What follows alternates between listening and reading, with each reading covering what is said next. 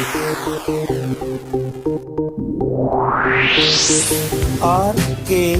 स्वागत है दोस्तों आपका एक बार फिर से हमारे YouTube चैनल RKB कैंफी वीडियोस में। टीजीटी विज्ञान विषय 2019 के प्रश्न पत्र को हम आपके सामने हल करते हुए प्रस्तुत कर रहे हैं, जिसमें हमने आपको विस्तार पूर्वक व्याख्या पहले 12 प्रश्नों की तो प्रस्तुत कर दी है। अब इसके पश्चात हम आगे के क्वेश्चन आपके सामने प्रस्तुत करेंगे। तो स्वागत है दोस्तों आपका हमारे चैनल पर, जिसमें हम आपको टीजीटी की तैयारी करा रहे हैं, जिसमें विज्ञान विषय को हम आपके सामने प्रस्तुत कर रहे हैं। तो आपको जय परशुराम जी की। मेरे हाथ में आपका ये 2019 का प्रश्न पत्र है, जिसका विज्ञापन 2016 में दिया गया था। तो आइए अब हम लेकर चलते हैं क्वेश्चन नंबर 13 को। वह उपयुक्त अभिक्रिया जो बेंजीन को टॉलुइन में बदलेगी कौन सी है? एल्डोल संघनन, हाइड्रोजनीकरण और योगात्मक, फ्रीडल क्राफ्ट एल्काइलीकरण और फ्रीडल क्राफ्ट एसाइलीकरण, जिसके बाद अपचयन होता है। इस क्वेश्चन नंबर 13 में आपसे पूछा गया है कि बेंजीन से टॉलुइन हम किस अभिक्रिया के द्वारा बनाएंगे। तो बेंजीन से टॉलुइन, तो सबसे पहले बेंजीन और टॉलुइन के फॉर्मूले लिख लीजिए। बेंजीन की संरचना होती है C6H6 के रूप में, जिसमें 3 द्विबंध डबल बॉन्ड उपस्थित होते हैं, और टोलुइन होता है C6H5 पर अगर हम एक स्थान पर CH3 को जोड़ दें, ये होता है टोलुइन। अब इसमें जो अलग अलग अभिक्रियाएं दी हुई हैं, उसमें 4 ऑप्शन आपको दिए हैं। एक कहा है एल्डोल संघनन, मैं यहाँ पर इन सभी को लिख रहा हूं जो आपके ऑप्शन दिए हुए हैं। एल्डोल संघनन दिया हुआ है। इसके पश्चात दूसरा दिया हुआ है हाइड्रोजनीकरण, हाइड्रोजनीकरण के साथ उसमें योगात्मक रूप दिया हुआ है, योगात्मक अभिक्रिया कहा हुआ है। फिर कहा है फ्रीडल क्राफ्ट अभिक्रिया, फ्रीडल क्राफ्ट अभिक्रिया के बारे में कहा गया है। और इसमें भी एल्काइलीकरण, एल्काइलीकरण, कहीं कहीं ये आपको एल्किलीकरण भी लिखा हुआ मिल सकता है। और फिर आखिरी कहा है फ्रीडल क्राफ्ट एसिलीकरण, एसिलीकरण के बारे में कहा है। और उसके बाद कह दिया कि इसका अपचयन होता है। तो ये 4 ऑप्शन आपको दिए हुए हैं, इनमें से हमें देखना है कि कौन सा ऑप्शन आपका सही है। तो पहले मैं आपको इन अभिक्रियाओं के बारे में जानकारी दे दूं, उसके बाद आप अपने आप देख लेना कि यहां पर ये कौन सी अभिक्रिया होती है। एल्डोल संघनन, कार्बोनिल समूह C डबल बॉन्ड O, इसमें एल्डिहाइड और कीटोन आते हैं। जब इस कार्बन के जस्ट अगला कार्बन कोई जुड़ा हुआ हो, जहां पर ये C डबल बॉन्ड O समूह है, उससे अगला कार्बन आपका अल्फा कार्बन कहलाता है, और उससे अगला कार्बन आपका बीटा कार्बन। इस प्रकार से हम इन कार्बन परमाणुओं का वर्गीकरण कर सकते हैं। अब यदि किसी कार्बोनिल यौगिक में, जैसे एल्डिहाइड अगर हम ले लें, उसमें इस अल्फा कार्बन के पास हाइड्रोजन भी उपस्थित है, तो उस हाइड्रोजन को हम अल्फा हाइड्रोजन कहते हैं।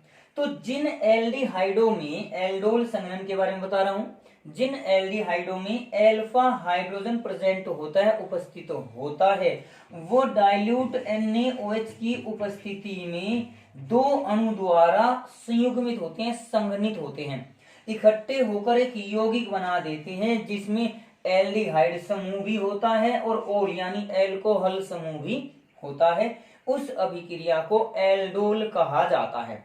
एक बार मैं इसकी समीकरण आपको लिखकर दिखा रहा हूं। जैसे कि अगर हम ले लें CH3CH डबल बॉन्ड O, ये हमारा एसेटेल्डिहाइड होता है, CH3CHO, इसमें इसके पास ये अल्फा कार्बन है, अल्फा हाइड्रोजन है। तो यहाँ पर दूसरे यौगिक का CH3CHO का एक हाइड्रोजन जो होगा, वो इस H के साथ O के द्वारा मिलकर OH का निर्माण, एल्कोहल का निर्माण कर देता है। उसका कारण क्या होता है कि यह हाइड्रोजन पॉजिटिव नेचर का होता है, ये ऑक्सीजन नेगेटिव नेचर का होता है, जबकि यहाँ कार्बन आपका पॉजिटिव नेचर का होता है with respect to oxygen and carbon. अगर देखा जाए तो यह हाइड्रोजन अटैक करता है ऑक्सीजन पर और OH बना देता है, यानी यौगिक हो जाएगा CH3CH, CH3CH, इसके ऊपर जोड़ दिया ये वाला OH, OH, और फिर सिंगल बॉन्ड CH2 और सिंगल बॉन्ड CHO। ये देखिए एल्डिहाइड समूह भी है इसके अंदर और OH समूह भी है, तो यह यौगिक कहलाता है आपका एल्डोल। और यह यौगिक अस्थायी होता है, जो साथ के साथ अगर हम इसको गर्म कर दें तो गर्म करने पर जल का एक अणु निकाल देगा और बना देगा CH3 CH double bond CH single bond CHO। इसमें देखिए CHO के बाद ये कार्बन अल्फा, अगला कार्बन बीटा, अगला कार्बन गामा, तो इसे अल्फा बीटा असंतृप्त यौगिक यानी अनसैचुरेटेड कंपाउंड भी इसको कह दिया जाएगा। तो इस अभिक्रिया में आपके अल्फा बीटा अनसैचुरेटेड कंपाउंड बनते हैं, बेंजीन रिंग का कोई भी जिक्र इसमें नहीं आया, तो इसका मतलब है इस अभिक्रिया में एल्डोल संघनन नहीं है। लेकिन अगर एल्डोल संघनन से संबंधित आपके क्वेश्चन आगे आ जाते हैं तो शायद अब आप लोग उससे कर सकते हो कि एल्डिहाइड आपका CHO समूह देगा, एल्डिहाइड जो समूह होता है उसको एल्डोल संघनन देता है। इसी प्रकार से अगर कीटोनिक समूह उसके अंदर आ जाए तो उसको कीटोल कह दिया जाएगा, यानी कीटोन समूह होगा और ओल समूह होगा, तो वो एल्डोल और कीटोल बात एक ही है, दोनों में तनु NaOH ही उपस्थित होगा। इसी के साथ साथ अगर यहाँ पर सांद्र NaOH आ जाए, कंसंट्रेटेड NaOH आ जाए, तो उसको हम कह देते हैं कैनिजारो अभिक्रिया, और वो अल्फा हाइड्रोजन के बिना जो कार्बन होंगे, जो कार्बोनिल यौगिक होंगे, वो उस अभिक्रिया को देंगे। चलिए अगर कहीं आगे कैनिजारो अभिक्रिया आएगी तो उसको हम विस्तार पूर्वक वर्णन वहां पर कर देंगे। अब फिलहाल आपकी है हाइड्रोजनीकरण अभिक्रिया। हाइड्रोजनीकरण और प्लस इसको योगात्मक रूप में भी कहा गया है। किसी भी यौगिक में हाइड्रोजन का जुड़ना हाइड्रोजनीकरण कहलाता है। अगर किसी यौगिक में जल का अणु जुड़ रहा है तो उसको हाइड्रेशन यानी जलीयकरण कहा जाता है। लेकिन अगर कोई पदार्थ निकल रहा हो, जैसे हाइड्रोजन निकल रही हो, तो उसको बोलेंगे विहाइड्रोजनीकरण या डिहाइड्रोजिनेशन, रिमूवल ऑफ हाइड्रोजन।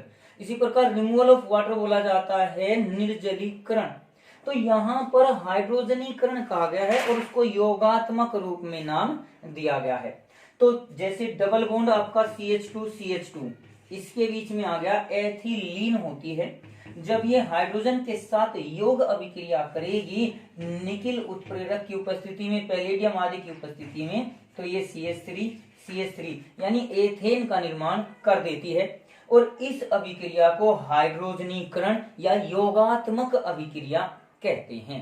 इसी प्रकार से अब अगर हम अगला फ्रीडल क्राफ्ट एल्काइलीकरण लेकर चलें तो इसको क्या कहते हैं, इसमें देखिए, जब भी बेंजीन रिंग युक्त यौगिक के साथ हम अभिक्रिया कराते हैं RX एल्किल हैलाइड की, ये यौगिक है हमारा एल्किल हैलाइड, ये यौगिक हो गया। अब यहाँ पर देखिए बेंजीन रिंग पर द्विबंध उपस्थित होते हैं, तीन द्विबंध हैं, तो यहाँ पर इलेक्ट्रॉन घनत्व अत्यधिक होता है और इलेक्ट्रॉन की मात्रा अधिक होने के कारण इस पर कुछ नेगेटिव चार्ज माना जा सकता है, होता नहीं है, लेकिन इलेक्ट्रॉन डेंसिटी, इलेक्ट्रॉन घनत्व अधिक होने के कारण हम यहाँ पर इलेक्ट्रॉन की मात्रा यानी ऋणावेश की मात्रा को ज्यादा मान सकते हैं, तो ये आपका एक नेगेटिव पॉइंट हो गया। अब जो एल्किल हैलाइड होता है उसमें कार्बन सीधा हैलोजन से जुड़ा होता है, हैलोजनों की विद्युत ऋणात्मकता अधिक होती है, जिस कारण वे आंशिक ऋणावेश बना देंगे इस एल्किल हैलाइड यौगिक के अंदर, जबकि कार्बन पर आंशिक धनावेश आ सकता है। अब इस बेंजीन रिंग पर इनमें से कौन अटैक करेगा उसको देखना है, तो चूंकि यहाँ नेगेटिव है तो नेगेटिव की ओर सदैव पॉजिटिव ही अटैक्ट होगा, तो ये R समूह इस बेंजीन रिंग पर अटैक कर देगा। अब बेंजीन रिंग में अगर देखा जाए तो हर एक मोड़ पर कार्बन परमाणु उपस्थित है जिसके साथ आपका हाइड्रोजन परमाणु जुड़ा हुआ है। तो जैसे ही यहाँ बेंजीन रिंग में आपका ये H जुड़ता है और ये R भी अटैक कर देता है, तो फिर इस अवस्था में इस H और R में से एक बाहर निकलेगा, तभी यहाँ कार्बन की संयोजकता आपकी पूरी हो सकती है, क्योंकि ये पॉजिटिव चार्ज जो यहाँ था अब इस बेंजीन रिंग पर आ जाता है जो कि नेगेटिव थी, ये नेगेटिव थी लेकिन अब इस पर पॉजिटिव चार्ज आ गया, क्योंकि इसके कुछ इलेक्ट्रॉन इस पॉजिटिव ने संतुलित कर दिए, तो पहले के मुकाबले ये कुछ पॉजिटिव नेचर की हो जाती है, इसीलिए यहाँ पर आधे रूप में हमने पॉजिटिव दिया है, यहाँ पूरे पर नेगेटिव था आपका। अब R यानी कार्बन और H में कौन अधिक विद्युत धनी होगा, कौन धनायन बनाने का गुण रखेगा, तो वो हाइड्रोजन होता है। और यहाँ से जैसे ही हाइड्रोजन निकलेगा तो हाइड्रोजन निकलने के पश्चात यहाँ बेंजीन रिंग के ऊपर आपका R उपस्थित हो जाता है, एल्किल समूह उपस्थित हो जाता है। यहाँ हम उत्प्रेरक के रूप में हैलोजन वाहकों का प्रयोग करते हैं, जैसे एल्यूमिनियम क्लोराइड, यानी जो ऋणायन को, इस हैलोजन को अपनी ओर आकर्षित करने का गुण रखते हैं, FeCl3। इस प्रकार के यौगिकों को, जो कि लुईस अम्ल भी कहलाते हैं, तो वे इन नेगेटिव को अपनी ओर आकर्षित करके इस पॉजिटिव को मुक्त रूप से छोड़ देते हैं, कार्बोकैटायन इसको बोला जाएगा, और ये आसानी से इस बेंजीन रिंग पर अभिक्रिया कर देगा। ये अभिक्रिया फ्रीडल क्राफ्ट अभिक्रिया कहलाती है। अगर इसमें हम R समूह यानी एल्किल हैलाइड में से एल्किल समूह का विस्थापन करते हैं तो यह अभिक्रिया कहलाती है एल्किलीकरण या एल्काइलीकरण, एल्किलेशन इसको इंग्लिश में बोल देते हैं। और अगर यहाँ पर हम CH3Cl ले ले, यानी CH3 समूह का प्रतिस्थापन इसके अंदर कराएं, तो ये अभिक्रिया कहलाती है मेथिलीकरण, मेथिलीकरण या मेथिलेशन। अगर C2H5 ले लेंगे तो एथिलेशन या एथिलीकरण। और इसी प्रकार से अगर हम यहाँ पर RCO समूह ले लें तो ये समूह कहलाता है एसिल समूह, और ये अभिक्रिया कहलाएगी एसिलीकरण। यानी अब की बार यहाँ पर COR समूह उपस्थित हो जाएगा। अब इस R की जगह फिर से CH3 ले लें तो ये हो जाएगा CH3CO एसिटिल ग्रुप। तो अगर एसिटिल ग्रुप एंट्री करता है बेंजीन रिंग में तो उसको बोल दिया जाता है एसिटिलेशन, तो उसको बोल दिया जाता है एसिटिलेशन, क्योंकि एसिटिल ग्रुप रिएक्शन कर रहा है। अब आपको मैंने यहाँ पर ये चारों पॉइंट बता दिए, तो आप देख सकते हैं कि इनमें से कौन सा पॉइंट आपका इस अभिक्रिया को संतुष्ट करता है, वेरीफाई करता है। तो वो देखा आपने, ये फ्रीडल क्राफ्ट अभिक्रिया तो है, लेकिन इसमें alkyl group CH3 methyl group जो है वो इसके अंदर एंट्री कर रहा है, तो इसे हम Friedel Crafts alkylation, Friedel Crafts एल्काइलीकरण या Friedel Crafts methylation only for methyl group CH3 के लिए इसको नाम दिया जा सकता है। तो यहाँ पर आपका ये थर्ड पॉइंट जो है C पॉइंट वो इसका सही ऑप्शन है। वैसे अभी पिछली वीडियो के पश्चात मुझे कुछ कमेंट आया था और उसमें कहा गया था कि सर कुछ सिलेबस के बारे में बताइए। देखिए, सिलेबस से संबंधित तो बातें, जानकारी तो आपको तभी पता चलेंगी जब बोर्ड डिक्लेयर कर देगा, माध्यमिक शिक्षा आयोग जो है, बोर्ड जो है वो डिक्लेयर कर देगा, आपका चयन आयोग, कि क्या क्या आपके सिलेबस में आएगा। लेकिन मैं अपनी तरफ से पहले आपको बता दूं कि अभी फिलहाल LT ग्रेड स्तर पर, यानी जो ये TGT ग्रेड होता है, वो उस स्तर पर हमारे माध्यमिक विद्यालयों में फिलहाल जीव विज्ञान की पोस्ट नहीं है। तो इस बार की संभावना ये है कि आपका फिजिक्स, केमिस्ट्री और बायोलॉजी तीनों सब्जेक्ट के क्वेश्चन आए, और इसके लिए आपको जो पिछले वर्ष के, जो प्रीवियस ईयर के बायोलॉजी के पेपर हैं, जीव विज्ञान पद के TGT के, उन प्रश्नों को ही आपको दोहराना है। अब इसमें से थोड़ी सी संभावना मेरे अनुसार ये हो सकती है कि अभी तक जो था योग्यता ये मांगी जाती थी कि जिसके पास BSc में फिजिक्स और केमिस्ट्री है वो विज्ञान पद के लिए अर्ह होता है, योग्य होता है। लेकिन जीव विज्ञान का जब तक पद था, ये 2016 में जाकर अभी गड़बड़ हुई थी इस सिलेबस के बारे में, इस पोस्ट के बारे में। उससे पहले तक जीव विज्ञान का एक अलग टीचर होता था, लेकिन अब जिसने BSc फिजिक्स, केमिस्ट्री और मैथ से की वो तो विज्ञान का टीचर हो गया। लेकिन जो CBZ लिए हुए हैं, केमिस्ट्री, बायोलॉजी, जूलॉजी, बॉटनी, मतलब इसको लिए हुए हैं, तो वो कहाँ जाएंगे? BSc से डायरेक्ट लेक्चर तो हो नहीं सकते, MSc जूलॉजी बॉटनी की है तो वो लेक्चरर हो सकता है। तो फिर मुझे ये लग रहा है कि इस बार जो आयोग सिलेबस को बताएगा उसमें ऐसा हो सकता है ऑप्शन दे दिए जाएंगे कि आप या तो फिजिक्स, केमिस्ट्री कीजिए या जूलॉजी और बॉटनी कीजिए। जिस प्रकार से दिल्ली DSSB में आपने देखा होगा फिजिक्स, केमिस्ट्री, बायोलॉजी तीनों आते हैं। मुझे ये उम्मीद नहीं है कि हमारे यूपी TGT में ये तीनों सब्जेक्ट एक साथ आ जाएं, क्योंकि BSc में जाने के बाद या तो आप फिजिक्स, केमिस्ट्री और मैथ पढ़ोगे या जूलॉजी, बॉटनी और केमिस्ट्री पढ़ोगे। तो वहां जूलॉजी, बॉटनी के साथ केमिस्ट्री कॉम्बिनेशन तो बन जाता है, लेकिन फिजिक्स का नहीं बनता। या तो ऑप्शन आपको मिल सकता है कि चूज कीजिए, ऑप्शन ही दिए हुए हैं, चूज कीजिए, आप फिजिक्स, केमिस्ट्री से देंगे या फिर केमिस्ट्री और जूलॉजी या केमिस्ट्री बॉटनी या जूलॉजी बॉटनी से देंगे, तो उस आधार पर शायद इन पोस्ट्स का इन सिलेबस का डिस्ट्रीब्यूशन कर दिया जाए। तो ज्यादा जानकारी तो देखिए अभी कहीं नहीं जा सकती, आपको इसके बारे में नहीं बता सकते कि वो सिलेबस क्या होगा क्या नहीं होगा। तो फिलहाल आप केवल तब तक ऐसा कीजिए कि अपने फिजिक्स और केमिस्ट्री को ही लेकर चलिए, क्योंकि ये मैंने अपना केवल एक अंदाजा बताया, पॉइंट ऑफ व्यू बताया मैंने अपना कि मुझे ऐसा लगता है। चलिए तो अब हम अगला क्वेश्चन लेकर चलते हैं। ये क्वेश्चन था हमारा क्वेश्चन नंबर 13। तो अब क्वेश्चन नंबर 14 में देखते हैं उसमें क्या दिया गया है।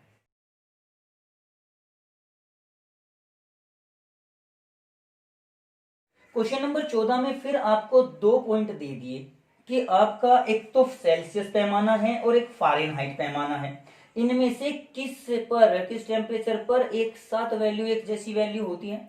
तो पहले तो मैं आपको इनमें रिलेशनशिप बता दूं। बहुत बार ऐसा होता है कि आप रिलेशनशिप ही भूल जाते हैं। एक सामान्य रिलेशनशिप होता है केल्विन और सेल्सियस में, तो आसानी से कि अगर डिग्री सेल्सियस में 273 जोड़ दिया जाए 273, तो वो आपका केल्विन में बदल जाता है। लेकिन एक और तरीका होता है, ये आपका मान के चलिए हमारा डिग्री सेल्सियस पैमाना है, ये हमारा केल्विन पैमाना है। इसी प्रकार से एक तीसरा और होता है फारेनहाइट पैमाना। अब वो पता नहीं किसके बारे में पूछ ले तो ये डिग्री फारेनहाइट, जैसा पिछली वीडियो में भी आपको बताया था कि सेल्सियस के साथ डिग्री लगाते हैं, फारेनहाइट के साथ डिग्री लगाएंगे, लेकिन केल्विन के साथ डिग्री का यूज नहीं करते। तो इसमें अगर देखा जाए तो सेल्सियस और केल्विन और फारेनहाइट के 3 बिंदु, जो निम्नतम बिंदु होता है उसको कहते हैं हिम बिंदु तीनों में, और जो उच्चतम बिंदु होता है उसे कहते हैं भाप बिंदु। अगर हम सेल्सियस पैमाने की बात करें तो इसमें 0 डिग्री सेल्सियस से लेकर 100 डिग्री सेल्सियस तक के भाग होते हैं, और इस आधार पर इसके बीच में कुल 100 भाग बटे हुए होते हैं। इसी प्रकार से केल्विन में न्यूनतम तो होता है 273 और मैक्सिमम होता है 373, तो यहाँ भी आपके 100 भाग उपस्थित होते हैं। लेकिन फारेनहाइट पैमाने पर ऐसा नहीं होता। फारेनहाइट पैमाने पर जो न्यूनतम भाग होता है वो 32 डिग्री फारेनहाइट होता है और अधिकतम होता है 212 डिग्री फारेनहाइट। इसमें जो भाग हुए, अब आप देख सकते हैं कि उसको 212 में से 32 को घटा के तो ये 180 कुल भाग आपके उपस्थित हो जाते हैं। तो कभी कभी इस प्रकार से क्वेश्चन भी पूछे जा सकते हैं कि फारेनहाइट पैमाने में जो आपका थर्मामीटर होता है उस पर कुल कितने भाग होते हैं। 180 भाग, इसमें 100 भाग, इसमें भी 100 भाग। तो अब अगर हमें किसी तापमान को लेकर चलना पड़ जाए, जैसे कि यहाँ पर कोई तापमान आपका T है जो कि इसके T डिग्री फारेनहाइट के बराबर है, एक का T उसके T, दोनों को हम T के रूप में लेकर चल सकते हैं। तो पहले हम सेल्सियस और केल्विन को ले लें, इन दोनों में कैसे रिलेशनशिप करेंगे। तो देखिए ये मान के चलिए ये बीच का है, कहीं बीच में लाई करता है, बीच में उपस्थित होता है। तो 100 में से हमें इसको घटाना होगा T को। केल्विन सेल्सियस में ले रहे हैं पहले 100 degree Celsius minus T upon, अब इसके पश्चात हम इस 100 में से 0 घटा सकते हैं, यानी 100 माइनस 0। इसी के साथ साथ इक्वल अगर लेकर चल रहे हैं केल्विन पैमाने पर तो ये हो जाएगा 373 माइनस T अपॉन, अब यहाँ पर इसको चलो हम छोटा T मान लें ताकि हमें पता रहे कौन सा केल्विन में है और कौन सा सेल्सियस में है, और अपॉन में ले दिया हमने 373 माइनस 273।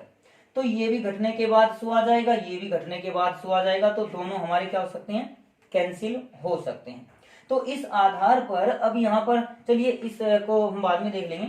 तो 100 minus T degree Celsius, 100 minus T degree Celsius equal to 373 minus T kelvin. तो अगर T केल्विन को इधर ले आए या 373 को इन सबको उस तरफ ले जाएं तो हमारा डिग्री केल्विन जो होता है, T kelvin, sorry degree kelvin नहीं, T केल्विन, वो इक्वल टू ये 100 रह जाने के पश्चात घट जाएगा 273 और प्लस क्या हो जाएगा T डिग्री सेल्सियस के बराबर हो जाएगा। तो यानी यहाँ पर केल्विन और सेल्सियस पैमाने में तो रिलेशन इस प्रकार से हमने एस्टेब्लिश कर दिया।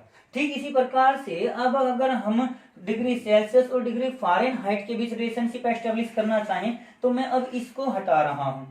तो यहां भी आपका क्या करेंगे, देखिए ये 100 माइनस T आ जाएगा, 100 minus T upon 100 minus 0, 100 minus 0 यानी भाप बिंदु में से हिम बिंदु घटा दिया। इसी प्रकार यहाँ पर आ जाएगा 212 में से हमने घटा दिया इसका T, स्मॉल T मान लीजिए, और अपॉन 212 माइनस 32। यहाँ पर ये 100 माइनस T अपॉन आ जाएगा 100 और इक्वल टू ये 212 माइनस टी अपॉन ये आ जाएगा 180। अब आगे इसको हम कैलकुलेट कैसे करते हैं, देखिए अब 0 से 0 काट सकते हैं, 2 से गुना भाग करके देकर चल सकते हैं, तो 100 minus T degree Celsius into यहाँ मल्टीप्लाई कर सकते हैं 9/5 से, 9/5 क्योंकि 18 ऊपर गया तो हमने 2 से काट दिया 9 और ये 5 और इक्वल टू हो जाएगा 212 माइनस टी डिग्री फ़ारेनहाइट। तो आप इस प्रकार से रिलेशनशिप भी यहाँ पर लेकर चल सकते हो। दूसरी बात, अगर हम यहाँ पर इसे और आगे सोल्व करें तो इसकी गुना हम आगे कर सकते हैं, तो कितना हो गया 20 180 तो हो गया आपका ये, और माइनस टी डिग्री सेल्सियस और इक्वल टू, अब यहाँ पर ये 9/5 आपका साथ के साथ चलता रहेगा क्योंकि इसकी मल्टीप्लाई यहाँ भी होगी यहाँ भी, और इक्वल टू 212 और माइनस टी डिग्री फ़ारेनहाइट के रूप में लेकर चल सकते हैं। 180 में से 212 गए, आपके हो जाएंगे 32। अब यहाँ इसको इधर ले आइए, यानी T डिग्री फ़ारेनहाइट बराबर हो जाएगा 212, ये तो हो जाएगा 32 और प्लस 9/5 T डिग्री सेल्सियस। ये इसके बीच में रिलेशनशिप आप एस्टेब्लिश कर सकते हैं। अगर आपकी ये रिलेशनशिप याद भी नहीं है तो आप इस प्रकार से इनको सिद्ध कर सकते हैं, वहां पर बिल्कुल सही। कभी कभी कंफ्यूजन हो सकता है कि वो 9/5 था या 5/9 था, तो इस कंफ्यूजन को दूर करने के लिए आप ये सिंपल प्रोसेस यूज कर सकते हैं। बड़ी आसानी से इसकी वैल्यू जो है हम अपने आप बड़े आराम से निकाल सकते हैं। जैसे अभी मैं डायरेक्ट फॉर्मूले से क्वेश्चन नहीं करूंगा, वो तो आप लोग कर ही सकते हैं। मैं केवल इस विधि से, इस तरीके से आपके सामने ये क्वेश्चन करके बताऊंगा कि इसको हम किस प्रकार से करेंगे। तो देख लीजिए, हमारा यहाँ पे 100 माइनस टी अपॉन 100 माइनस 0 इस रूप में आया है, और क्वेश्चन में केवल सेल्सियस और फ़ारेनहाइट पैमाने को ही पूछा है कि किस वैल्यू पर इनकी वैल्यू जो है वो समान होगी, दोनों के आंकिक मान समान होंगे। तो वो देख लेते हैं। यहाँ हमने ये अलग अलग टेम्परेचर माना है, एक का हमने कैपिटल टी, एक का स्मॉल टी, हम दोनों को सेम मान रहे हैं, कैपिटल टी मान रहे हैं। तो 100 minus T upon 100 equal to ये 212 माइनस टी अपॉन कितना हो जाएगा, ये आ जाएगा 180। अब यहां पर गुणा कर दी हमने, ये 9/5 आ जाएगा, 9/5 इंटू कितना कर देंगे 100 और माइनस 9/5 इंटू टी, टी के साथ इक्वल टू 212 माइनस टी। ये 200 ये आपका हो गया 180, इधर जाने के बाद ये आपका 32 हो जाएगा, ये टी इधर प्लस का, तो T minus 9/5 T equal to 32, और 5 में से क्या माइनस का 4 अपॉन 5 टी, और उसके पश्चात आ जाएगा आपका 32, 4 8 32, 8 पंजे 40, तो टी इक्वल टू आ जाएगा -40 पर। जब -40 का टेम्परेचर होगा तो उसी को हम -40 डिग्री सेल्सियस लिख सकते हैं या -40 डिग्री फ़ारेनहाइट लिख सकते हैं। दोनों एक ही बात होगी, सेम टेम्परेचर, इस टेम्परेचर पर आपका दोनों की वैल्यू, न्यूमेरिकल वैल्यू सेम होगी। तो इस क्वेश्चन को अब देख सकते हैं। ऑप्शन इसमें क्या क्या दिए हैं आपके, ऑप्शन थे एक तो था 273, पहला ऑप्शन था 273, दूसरा था आपका -40, तीसरा था -273 और चौथा था आपका +40, प्लस का 40। तो देख सकते हैं आप कौन सा ऑप्शन हमारा सही आया है। दूसरा ऑप्शन हमारा बिल्कुल सही आ चुका है। ये क्वेश्चन नंबर हमने 14 को कंप्लीट किया है। अब इसके पश्चात हमारा आता है क्वेश्चन नंबर 15।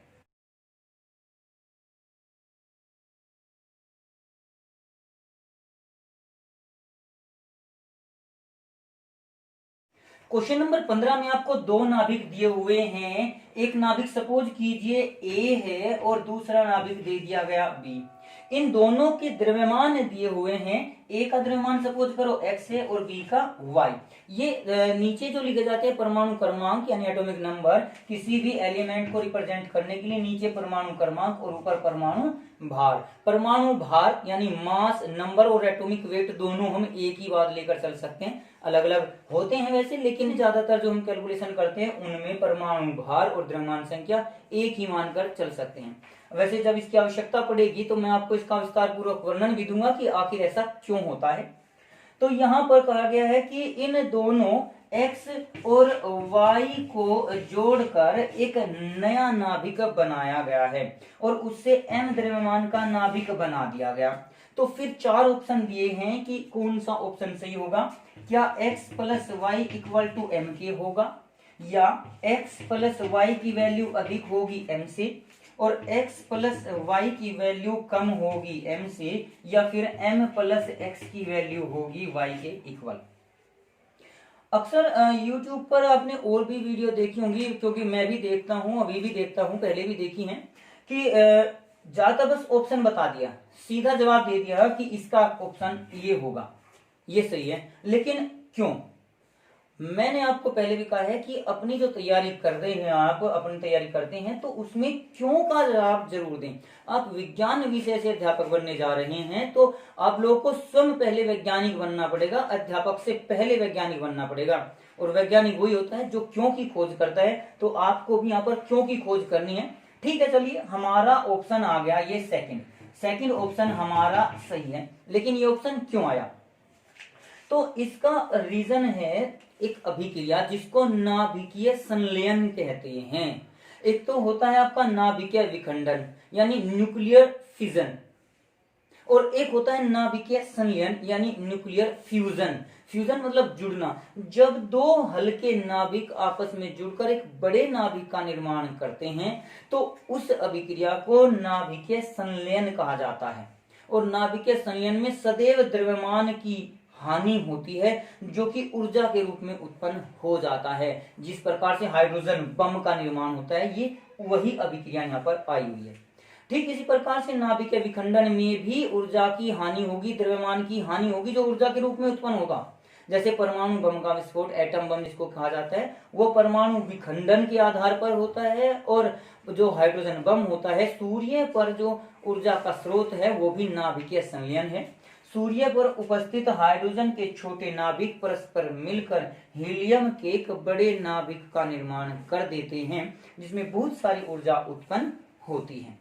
और नाभिकीय संलयन को कराने के लिए कम से कम 1 करोड़ डिग्री सेल्सियस टेम्परेचर की पहले रिक्वायरमेंट होती है। इसलिए सूर्य के तापमान के अनुसार वहां पर लगातार अभिक्रिया हो रही है, संलयन अभिक्रिया हो रही है, हाइड्रोजन के परमाणु जुड़ रहे हैं। तो यहाँ भी यही क्वेश्चन में कहा गया था कि x और y द्रव्यमान के दो नाभिकों को जोड़कर, इनको मिलाकर, साथ में जोड़कर एक m द्रव्यमान का नाभिक बनाया गया है। तो जब भी दो छोटे नाभिक आपस में जुड़कर एक बड़े नाभिक का निर्माण करेंगे तो सदैव द्रव्यमान अक्षति होती है, मास डिफेक्ट जरूर होता है, मास में कमी आएगी तो वह कमी ऊर्जा के रूप में उत्पन्न हो जाती है। और इसके लिए आप लोगों ने न्यूमेरिकल पढ़ा होगा, रेडियो एक्टिविटी चैप्टर होता है, फिजिक्स में भी आता है, जो आधुनिक भौतिकी है उसमें भी है, और केमिस्ट्री में जो पुरानी बुक्स हैं लगभग 2004 से पहले तक सिलेबस जो था उसमें ये टॉपिक था। उसके बाद 2004 के बाद शायद सिलेबस चेंज हुआ था, उस समय फिर इसमें द्रव्यमान स्थिति या रेडियोएक्टिविटी वाले चैप्टर को हटा दिया गया था।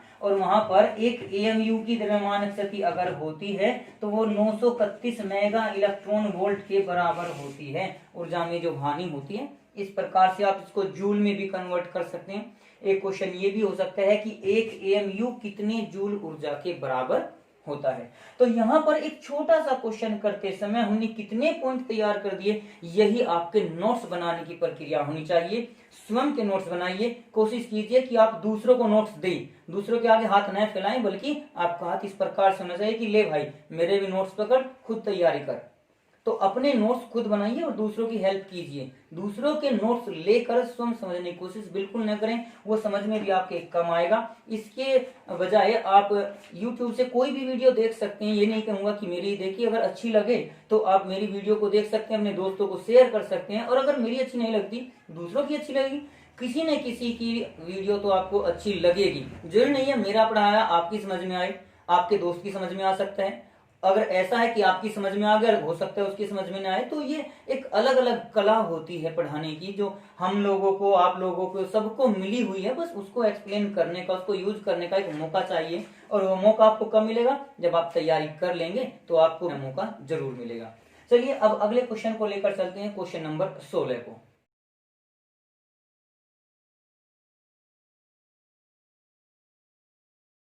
क्वेश्चन नंबर 16 में आपसे पूछा गया है, एक तो लेक्लांसे सेल दिया हुआ है, लेक्लांसे सेल, और एक दिया हुआ है डेनियल सेल, डेनियल सेल।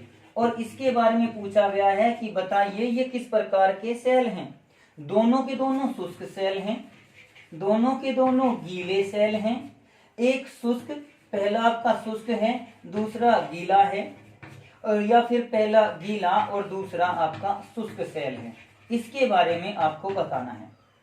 देखिए, जो सेल होते हैं एक्चुअल में दो प्रकार के होते हैं, एक प्राथमिक सेल होता है, एक द्वितीयक सेल। यहाँ पर एक, पहले तो ये ऑप्शन कोई सही ही नहीं है, अब वो सही क्यों नहीं है उसको देखते हैं। चलो देखिए, सेल होते हैं दो प्रकार के, एक तो होता है प्राथमिक सेल, एक होता है द्वितीयक सेल। प्राथमिक सेल नॉन रिचार्जेबल होता है, उसको एक बार यूज किया फेंक दिया, जैसे आपका घड़ी का सेल होता है या आपका घंटे का सेल होता है, वो सेल होता है आपका प्राथमिक सेल, और जनरली ये सेल आपका शुष्क प्रकार का होता है। उसी प्रकार से द्वितीयक सेल रिचार्जेबल होता है, जिसको यूज किया जा सकता है, बार बार रिचार्ज किया जा सकता है, रिचार्ज करना। अब इसमें भी सेल जो है हमारे में दो प्रकार के, एक और प्रकार है इनका, एक तो होता है गैल्वनी सेल या वोल्टेज सेल, जो कि केमिकल से एनर्जी प्रोड्यूस करता है, यानी रासायनिक ऊर्जा को विद्युत ऊर्जा में बदलता है, केमिकल को इलेक्ट्रिसिटी में बदलेगा। और दूसरा होता है विद्युत अपघटनी सेल, ये तो है उनकी कार्यविधि के आधार पर। गैल्वेनी सेल है जो केमिकल एनर्जी को विद्युत एनर्जी में, विद्युत ऊर्जा में परिवर्तित करता है, जबकि विद्युत अपघटनी सेल इसका उल्टा कार्य करता है। तो ये तो कार्यविधि के आधार पर हमने बांट दिए। दूसरा ये होता है उनके प्रकार के आधार पर, ये गैल्वेनी सेल के प्रकार हैं जो कि विद्युत ऊर्जा उत्पन्न करते हैं। प्राथमिक सेल भी और द्वितीयक सेल गैल्वेनी सेल के प्रकार होते हैं, और इनमें प्राथमिक सेल एक प्रकार का शुष्क सेल लिया जाता है। शुष्क सेल प्राथमिक सेल का एक टाइप होता है, ये भी विद्युत ऊर्जा उत्पन्न करने के लिए ही प्रयुक्त किया जाता है। तो यहाँ पर गीला सेल तो कभी कोई होता ही नहीं, इसका कोई टाइप नहीं होता, पढ़ाई नहीं होता।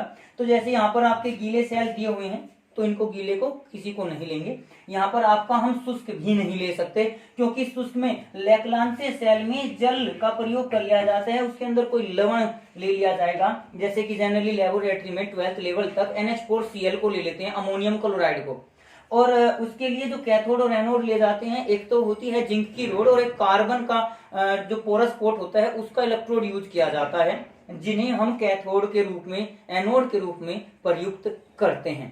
तो लैक्लांसे सेल और डैनियल सेल की अगर बात करें तो वो गैल्वेनी सेल तो हो सकते हैं, प्राथमिक प्रकार के सेल हो सकते हैं, लेकिन शुष्क और गीले सेल मुझे तो मालूम नहीं है। मैं तो इनको, इनमें से किसी भी ऑप्शन को सही नहीं कहूंगा। ये अलग बात है कि अगर इनमें से किसी प्रकार का ऑप्शन दे दिया जाता, यही कह देते कि यहाँ शुष्क के स्थान पर आपको बीच में कहीं गीले की बजाय गैल्वनी लिखा हुआ मिल जाता, तब हम दोनों को गैल्वनी सेल कह देते। अगर विद्युत अपघटनी लिखा हुआ होता कहीं, तो विद्युत अपघटनी कोई सा नहीं होता, इसमें विद्युत अपघटन नहीं होता।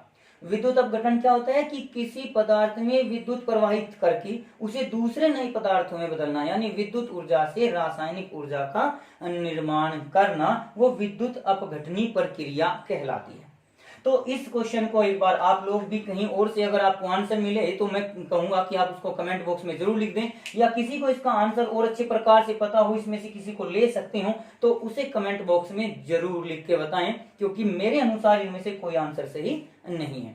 तो आज की वीडियो में हमने आपको क्वेश्चन नंबर 13, 14, 15 और 16 आज फिर से हमने आपको 4 क्वेश्चन करा दिए हैं। तो आगे आने वाले क्वेश्चंस जो होंगे उनको फिर हम क्रमानुसार आगे पोस्ट करेंगे। अगर आपको किसी क्वेश्चन में इनके अलावा कहीं कुछ क्वेश्चन में आपको प्रॉब्लम है तो आप लोग उन क्वेश्चंस को कमेंट बॉक्स में लिख सकते हैं। वैसे इस वीडियो के डिस्क्रिप्शन में हम आपको एक लिंक भी दे देंगे। वीडियो के अंत में आपको एक कमेंट बॉक्स में एक लिंक मिलेगा, जिससे हमने एक ग्रुप बनाया, व्हाट्सएप ग्रुप, आप उससे भी जुड़कर अपनी टीजीटी की तैयारी कर सकते हैं। वहां पर एक प्लेटफॉर्म इस प्रकार का तैयार किया गया है कि आप अपने क्वेश्चन वहां पर भेजिए, दूसरे उन क्वेश्चंस को सोल्व करेंगे, दूसरों के द्वारा भेजे गए क्वेश्चंस को आप सोल्व करें, तो एक प्रैक्टिस सेट एक प्रकार से आपको वहां पर मिल सकता है। तो चलिए आज की वीडियो में हम केवल इतना ही लेकर चलेंगे। बाकी अगली वीडियो के लिए आप हमारे चैनल को सब्सक्राइब कर सकते हैं, वो आपकी मर्जी पर निर्भर करता है, करेंगे नहीं करेंगे वो आप चाहें, क्योंकि अगर आपको वीडियो अच्छी लग रही होगी तो आप जरूर करेंगे, ताकि अगली वीडियो का नोटिफिकेशन आपको मिल सके। तो आज की वीडियो के लिए आपका धन्यवाद। अगली वीडियो के लिए ये हम आपके सामने कुछ क्वेश्चन प्रस्तुत कर रहे हैं, तो आप इन 4 क्वेश्चंस को देख लीजिए और फिर इनकी विस्तार पूर्वक व्याख्या के लिए आप हमारे चैनल पर बने रहिए। अगली वीडियो जल्द ही आपके सामने प्रस्तुत की जाएगी।